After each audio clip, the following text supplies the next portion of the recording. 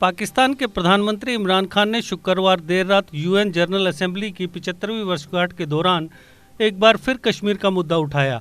प्रधानमंत्री नरेंद्र मोदी, राष्ट्रीय स्वयंसेवक संघ और भारतीय सेना पर कई आरोप भी लगाए। भारत ने इस स्पीच का बायकॉट किया। यूएन के असेंबली हॉल में उस वक्त मौजूद भारतीय विदेश सेवा के 2010 बैच के अफसर मिजितो विनीतो उठकर बाहर चले गए। इमरान खान ने अपनी स्पीच में कहा, राष्ट्रीय स्वयंसेवक संघ गांधी और नेहरू के सेकुलर मूल्यों को पीछे छोड़ रहा है। वे भारत को हिंदू राष्ट्र बनाने में जुटे हैं।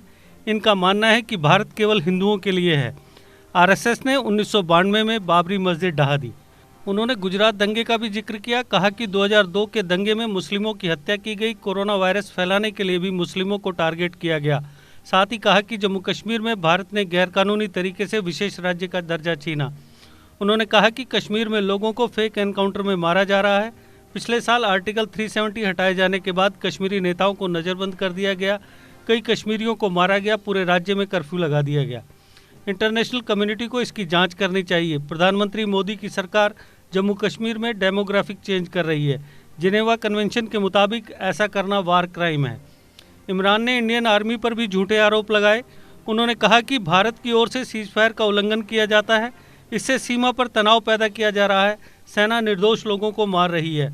यूएन में भारत के स्थायी प्रतिनिधि टीएस त्रिमूर्ति ने कहा कि संयुक्त राष्ट्र की 75वीं महासभा में पाकिस्तान के प्रधानमंत्री का बयान कूटनीतिक तौर पर बेहद निचले स्तर का था। उन्होंने झूठे आरोप लगाए और व्यक्तिगत हमले किए। पाकिस्तान अपने देश में अल्पसंख्यकों के साथ हो रहे जुल्म और सीमा पार से आतंक फैलाने की कोशिशों को ढकने की कोशिश कर रहा है। राइट ऑफ रिप्लाई में इसका सही जवाब दिया जाएगा। पाकिस्तानी प्रधानमंत्री इमरान खान के यूएन में भाषण के बाद भारत ने उन्हें जवाब देते हुए कसकर लताड़ लगाई। भारत ने कहा कि इमरान खान वही शख्स है जिन्होंने अमेरिका में ये माना था कि उनके देश में आतंकवादियों को प्रशिक्षण मिलता है। भारत ने शनिवार को इस पर जवाब देते हुए साफ शब्दों में कहा कि जम्मू कश्मीर भारत का अभिन्न हिस्सा है। इतना ही नहीं, भारत ने पाकिस्तान से पीओके पर अवैध कब्जा खाली करने के लिए भी कहा है। शनिवार को यूएन में भारत के जवाब देने के अधिकार का इस्तेमाल करते हुए इंडिया मिशन के फर्स्ट सेक्रेटरी मिजितो विनीतो ने कहा कि कश्मीर पर अब सिर्फ पीओके की बात बची है। इसके अलावा संयुक्त राष्ट्र के मंच से भारत के खिलाफ झूठ फैलाने वाले पाकिस्तान के प्रधानमंत्री इमरान खान को मिजितो ने करारा जवाब दिया। उन्होंने आतंकवाद को लेकर पाकिस्तान पर जमकर निशाना साधा। इमरान खान को टारगेट करते हुए मिजितो ने कहा कि यूएन के मंच पर एक ऐसे नेता ने आज जहर उगला है जिसने खुद स्वीकार किया था कि उसके देश में आतंकवादी प्रशिक्षित होते हैं। भारत की ओर से पाकिस्तान को जवाब देते हुए मिजितो ने कहा, पाकिस्तान के नेता ने आज कहा कि ऐसे लोग जो नफरत और हिंसा फैलाने का काम करते हैं उन्हें गैरकानूनी घोषित कर देना चाहिए। उन्होंने जब ऐसा कहा तो हमें बहुत हैरानी हुई। क्या वह खुद का ही जिक्र कर रहे थे?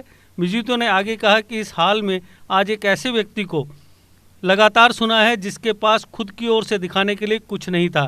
कोई ऐसी उपलब्धि नहीं थी जिस पर वह बात कर सके। दुनिया के लिए जिसके पास कुछ सुझाव नहीं था। बजाय इसके हमने देखा कि इस असेंबली के माध्यम से झूठ, गलत खबरें, युद्ध की धमकी और द्वेष फैलाने का काम किया गया। यह वही देश है जो खूंखार और लिस्टेड आतंकवादियों को स्टेट फंड से पेंशन देता है। जिस नेता को आज हमने सुना, ये वही शख्स है जिसने जुलाई में अपनी संसद की एक बहस में आतंकवादी ओसामा बिन लादेन को शहीद कहा था, जिन्होंने आज फिर जहर उगला है। ये वही नेता है जिन्होंने 2019 में यूएस में सार्वजनिक तौर पर यह माना था कि उनके देश में अभी भी 30-40 हज़ार की तादाद में आतंकवादी मौजूद हैं जो पाकिस्तान द्वारा प्रशिक्षित हैं और अफगानिस्तान तथा भारतीय संघ शासित प्रदेश जम्मू कश्मीर क्षेत्र में लड़ाई लड़ रहे हैं। कश्मीर को लेकर इमरान खान द्वारा उठाए गए सवाल पर जवाब देते हुए सचिव ने फिर दोहराया कि जम्मू कश्मीर भारत का अभिन्न और अविभाज्य हिस्सा है। उन्होंने कहा कि कश्मीर को लेकर अब जो भी विवाद बचा है वह पाकिस्तान के अवैध कब्जे वाले कश्मीर को लेकर है। हम पाकिस्तान को आगाह करते हैं कि वह उन इलाकों को खाली करे जिस पर उसने अवैध कब्जा कर रखा है।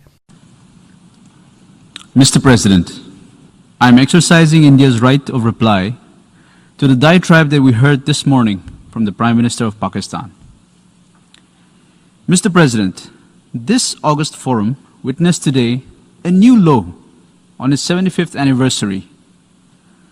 The leader of Pakistan today called for those who incite hate and violence to be outlawed. But, as he went on, we were left wondering, was he referring to himself? This hall heard the incessant rant of someone who had nothing to show for himself, who had no achievements to speak of, and no reasonable suggestion to offer to the world. Instead, we saw lies, misinformation, warmongering, and malice spread through this assembly. The words used today at this great assembly by the leader of Pakistan demean the very essence of the United Nations. For a nation that is deeply buried in medievalism, it is understandable that the tenets of a modern civilized society, such as peace, dialogue, and diplomacy, are far-fetched. Allow me, Mr. President, to jog their minds a little about the stellar record of Pakistan. This is the country that brought genocide to South Asia 39 years back when it killed its own people. This is also the country that is shameless enough not to offer a sincere apology for the horrors it perpetrated even after so many years. This is the same country that provides pensions for dreaded and listed terrorists out of state funds. This is the same country that has the dubious distinction of hosting the largest number of terrorists proscribed by the United Nations. The leader whom we heard today is the same person who referred to the terrorist Osama bin Laden as a martyr in his parliament in July. The same leader who spewed venom today admitted in 2019 in public in the US that his country still has about 30,000 to 40,000 terrorists who have been trained by Pakistan and have fought in Afghanistan and in the Indian Union territory of Jammu and Kashmir.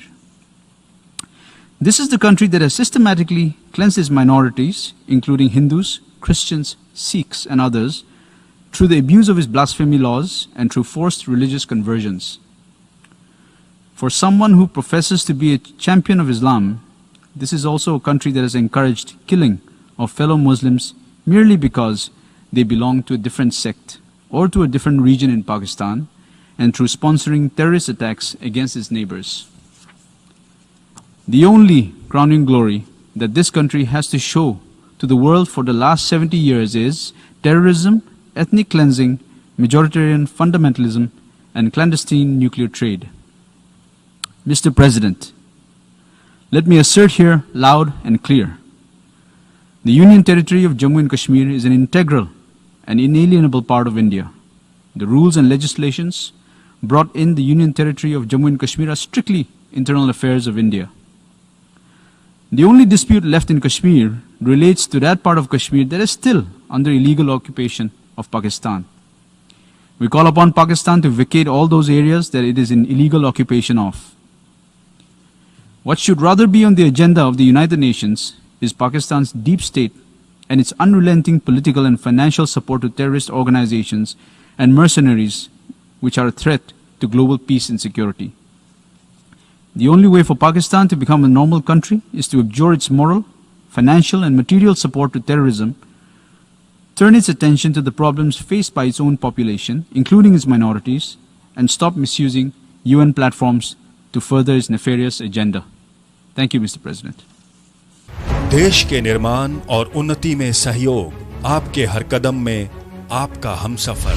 Kashmir turbo TMT सरिया, चाहे भूकंप आए या तूफान, सुरक्षित रहें आप और आपका मकान। अपनाइए आपका अपना कश्मीर टर्बो TMT सरिया, ट्रस्ट एंड रिलायबिलिटी।